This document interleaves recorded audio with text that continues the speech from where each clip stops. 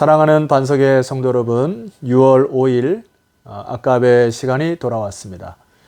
오늘 말씀은 고린도전서 3장 1절에서 17절까지의 말씀입니다. 다시 우리가 이 고린도서를 묵상을 하면서 참 이 말씀이 신비하고 참 깊이가 있는 것은 여러 번 말씀을 읽어도 다시 그 깨달음이 있다는 사실이에요.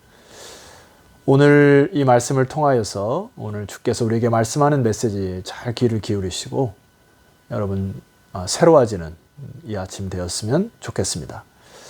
자, 이 고린도서에 보면 사도 바울이 이 세상의 사람들을 한 세 가지 부류로 이렇게 묘사를 합니다. 예를 들어 첫 번째는 육에 속한 사람이다라는 표현을 사도 바울이 쓰지요. 예를 들어서 고린도서 2장 14절에 보면 육에 속한 사람은 하나님의 성령의 일을 받지 아니하나니 이는 그것들이 그에게는 어리석게 보이며.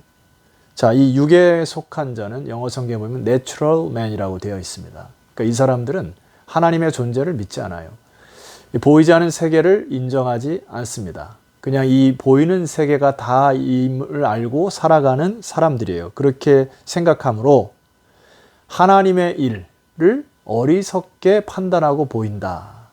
그것은 미련하다 이렇게 판단해서 아예 신경을 끄는 사람들을 바로 육에 속한 사람이라 이렇게 표현하고요. 두 번째 부류의 사람은 영적인 자, 신령한 자 이렇게 표현을 하거든요. 이거는 영어 성경에 보면 spiritual man 이렇게 되어 있습니다. 그러니까 하나님의 영에 감동되어 하나님의 영의 지배를 받아서 이 세상의 것들을 분별하고 판단하는 사람들을 얘기를 하죠.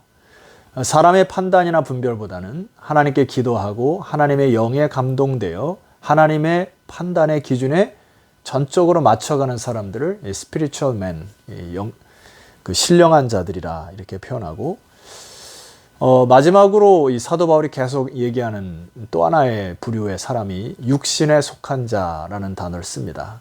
영어 성경에 보면 carnal Christian이다 이렇게 표현을 하는데, 자, 고린도서 3장 1절 오늘에 그 나와 있는 그 사람들을 기록하고 있습니다. 3장 1절을 한번 읽어보죠. 형제들아, 내가 신령한 자들을 대함과 같이 너에게 말할 수 없어서 육신에 속한 자 곧 그리스도 안에서 어린 아이들을 대함과 같이 하노라. 그리스도를 알고 구원을 받았으나 여전히 아직까지 잘 성숙하지 못하여서 몸은 컸으나 어린 아이처럼 구는 사람들, 아직까지 온전히 하나님의 영에 지배받지 못하여 육신에 속한 자처럼 보여지는 사람들을 여기에 보면 육신에 속한 자다 이렇게 표현하고 있죠. 그 육신에 속한 자의 특징을 보니까 2절 말씀에 보면 내가 너희를 젖으로 먹이고 밥으로 아니하였노니 이는 너희가 감당하지 못하였음이거니와 지금도 못하리라. 그러니까 아직 어린아이라는 것이죠. 그러니까 걸음마 단계의 신자들이라고 하는 것입니다. 자, 3절 말씀, 그들의 독특한 특징이 있는데 너희는 아직도 육신에 속한 자로다. 너희 가운데 시기와 분쟁이 있으니 어찌 육신에 속하여 사람을 따라 행함이 아니리요. 이상하게 이 육신에 속한 자들의 특징은 두 가지의 특징이 나타나는데 첫 번째는 시기, 두 번째는 분쟁이라고 하는 단어입니다. 이 시기라고 하는 것은 젤로스인데요. 여기에는 이제 긍정적인 부분과 부정적인 요소가 다 있죠. 그러나 사도 바울이 얘기하는 것은 부정적인 요소를 얘기하는 겁니다. 예를 들어 시기한다라고 했을 때 뭐 열심과 열정의 긍정적인 요소도 있지만은 여기에 이 시기는 올바른 지식이 없는 그리고 믿음이 없어서 잘못된 열심을 나타내어 시기하는 것을 얘기합니다. 사람들이 누구를 시기할 때 굉장히 막 좀 짜증이 나죠. 그리고 별것 아닌 일에 굉장히 에너지가 뺏기는 것을 알 수가 있어요.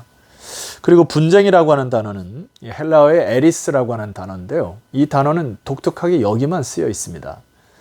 제가 이번 주에 말씀을 쭉 드리면서 분쟁을 정확하게 설명을 드렸죠. 그게 뭐라고 말했습니까?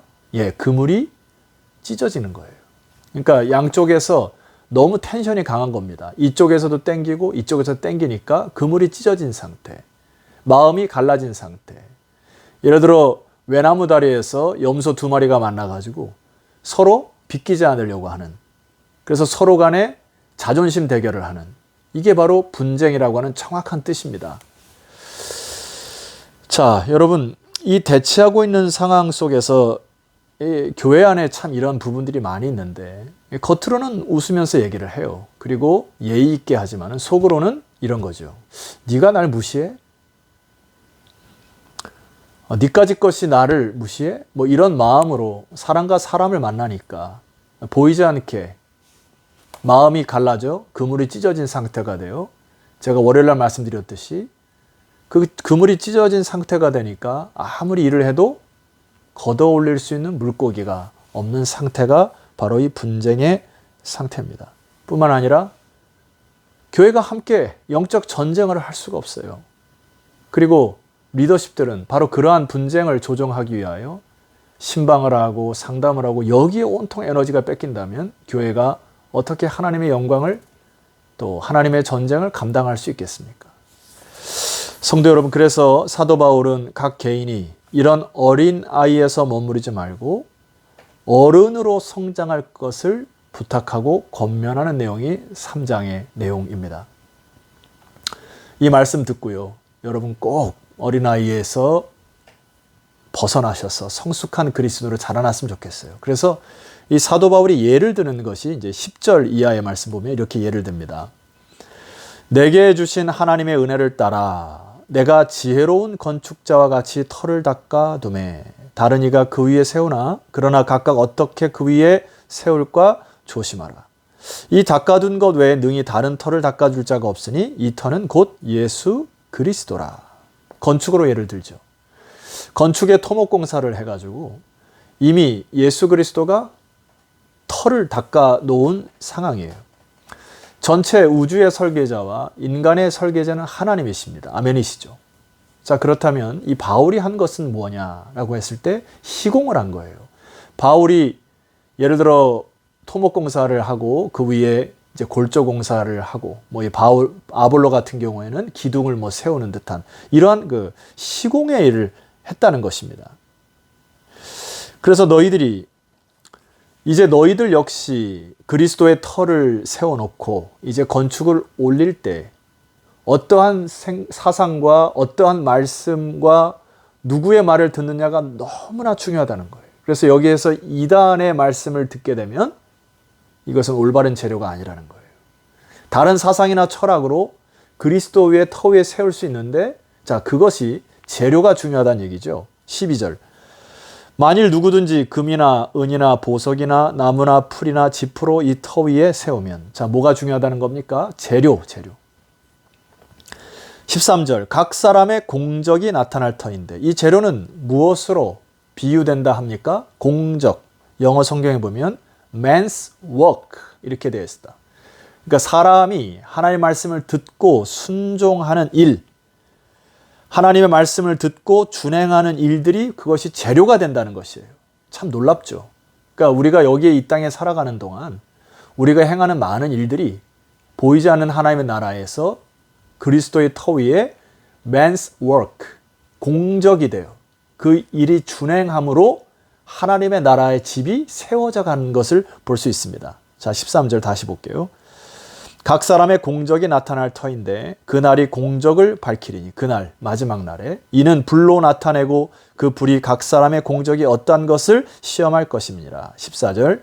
만일 누구든지 그 위에 세운 공적이 그대로 있으면 상을 받고, 15절. 누구든지 그 공적이 불타면 해를 받으리니 그러나 자신은 구원을 받되 불 가운데서 받은 것 같으리라. 그날이 공적을 밝힐 것인데 불로 그런 것들을 다 시험하여 불로 태워버릴 텐데, 재료가 나쁘면 다 태워져 버려. 부끄러운 구원.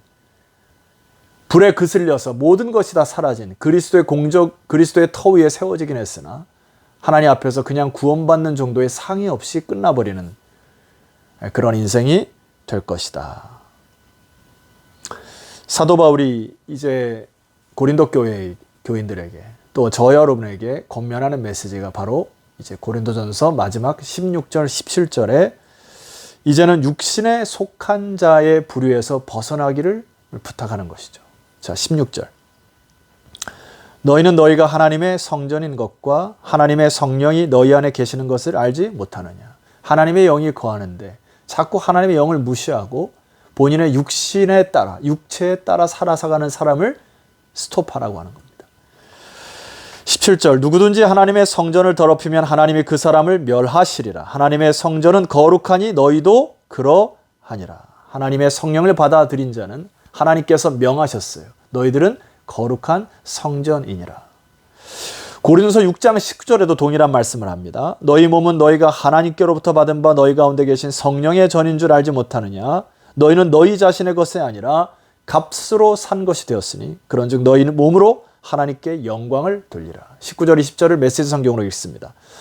여러분은 하나님이 엄청난 대가를 치르고 사신 여러분의 몸을 함부로 굴리면서 제멋대로 살아서는 안 된다는 것을 모르십니까? 여러분의 몸은 여러분의 영적인 부분에 속해 있는 소유물이 아닙니다. 그 모든 것의 주인은 하나님이십니다. 그러니 여러분의 몸 안에서 여러분의 몸을 통해 사람들이 하나님을 볼 수 있게 하십시오.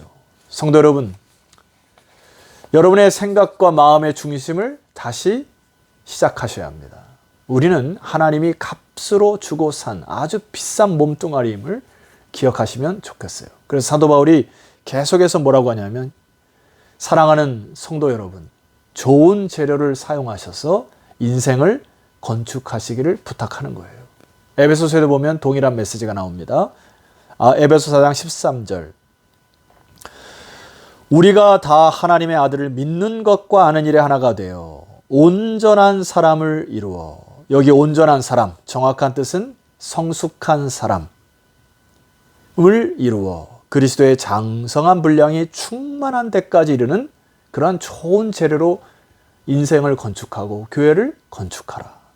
14절 이는 우리가 이제부터 어린아이가 되지 아니하여 사람의 속임수와 간사한 유혹에 빠져 온갖 교훈의 풍조에 밀려 요동하지 않게 하려 함이니라. 우리가 경계할 것이 뭐라고요? 사람의 속임수와 간사한 유혹에 빠져 세상에 있는 교훈의 풍조에 밀려서 요동하는 자들이 되어 그 재료가 다 타져버리는 이런 불상사가 일어나지 않도록 주의하라. 그리고 15절 오직 사랑 안에서 참된 것을 하여 범사에 그에게까지 자랄지라. 그는 머리니 곧 그리스도라. 사도 바울이 뭐라고 부탁합니까? 사랑 안에서 참된 것을 해라. 이게 참 좋은 재료다라는 거예요. 자, 사랑하는 성도 여러분,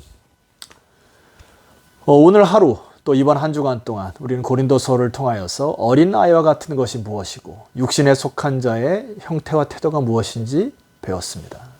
중요한 것은 이 어린아이를 버리시고 주께서 말씀하시는 사도 바울을 통해 말씀하시는 사랑 안에서 참된 것을 하는 것이 좋은 재료임을 기억하시고 오늘 하루 여러분 안에 진정한 화해 또 용서, 배려, 양보 이거를 통하여 물고기를 잡을 수 있는 그물이 다시 이렇게 기워지는 축복의 한 주간이 되시기를 주 이름으로 축원합니다.